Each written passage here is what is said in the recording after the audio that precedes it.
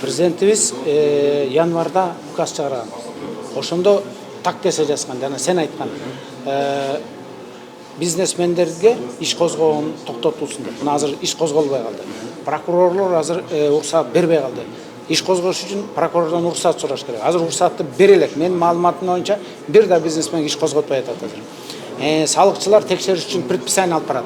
Ага да прокурорлор азыр уруксат бербей эле. То есть президентибиздин указы бизнесмендерди текшербегиле, ошопко кыйнабагыла, кустуризацияны токтоткула, кыйнабагыла, жеке менчик адам укугунун баягы ажырагыс бөлүгү жеке менчигине асылбагыла, бизнес өнүксүн, бизнес өнүккөн мамлекетте эл бактылуу жашайт.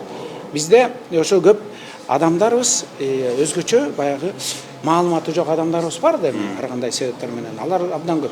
Алар баягы бизнесмендерди камаса, соттосо, мүлкүн тартып алса кол чабып атпайбы?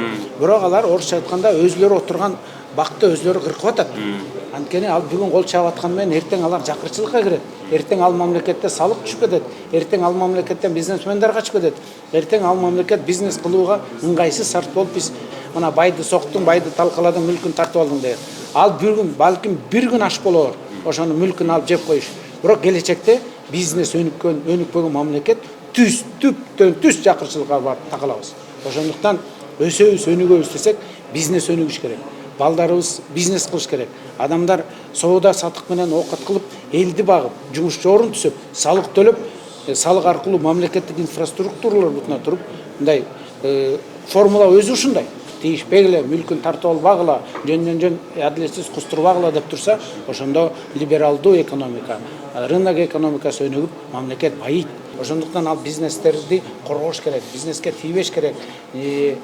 Өндүрүш, соода сатык өзгөчө кичи жана чакан бизнестерге деп мына ювелирный сектор. Эмне деген жеңилдиктер берилип атат? Чакан жеңил ишканаларга берилип атат. Жанагы бизде көйгөй бар деп атпайсызбы? Жанагы Россия тарап алар дагы өзлөрүнүн чек арасын бекемдеп атат. Эми ал турган иш, алар эртели кечпи бекемдеш керек эле. Бекемдеди, ошондуктан бизге кичине проблема түздү. Бирок абдан мобилдүү түрдө биз ал проблемалар чечтик. Азыр Валберес жана маркетплейсер аркылуу биздин швейниктер дагы соода кылгандар дагы ташып баштады. Маселе чечилип атат. То есть на месте туруп калган кайдыгерлик болгон жок.